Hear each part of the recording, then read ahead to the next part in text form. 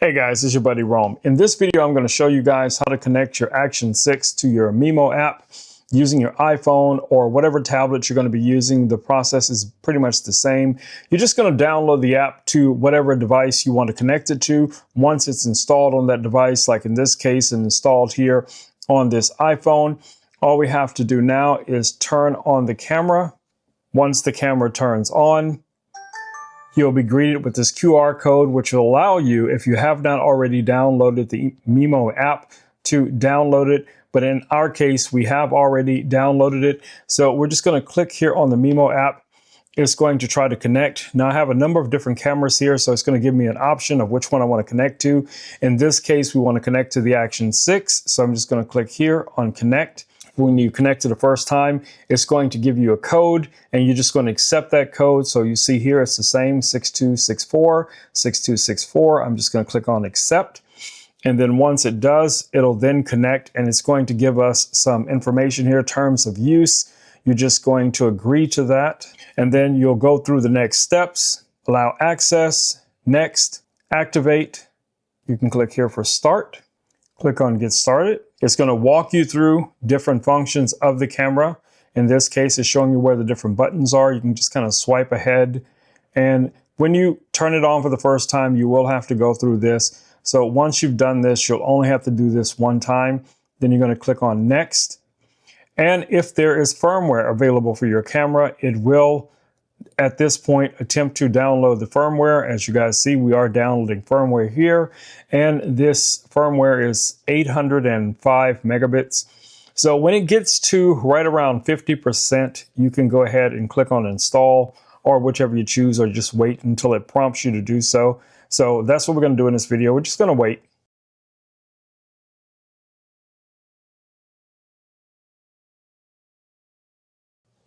Make sure you have a fully charged battery. We're going to go ahead and click on install, connect, and here's our camera we want to connect to.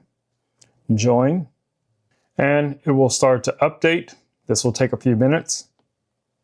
And while it's updating, you can read along here as to all of the new improvements that you'll be accessible to you once you complete the update. So I'm reading here that it adds portrait mode for improved skin tones and rendering. It also adds a number of other features that I think I'll be very interested in seeing.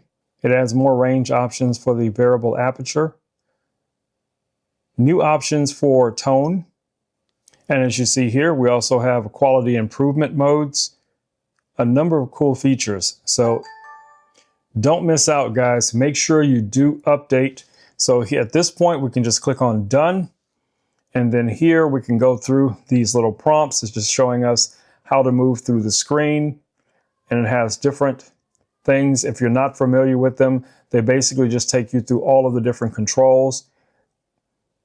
Now I have a lens cap on here, so I'm going to remove that lens cap so you guys can see. So I'm also seeing in real time what I'm seeing on the camera at the same time. So one of the cool things about using the Mimo app is that you can actually go through and you can choose, different functions. For instance, video. If you wanted to live stream, you can live stream directly from the camera. You also have your super night mode. You have your portrait mode. You have your slow motion settings, time lapse, hyperlapse. All of those are going to be available to you guys here using the Mimo app. So I do recommend that you take time to take a look at some of the things that the Mimo app offers to you. You can also go in here and you can change the different color presets that are available for it. You can change your resolution.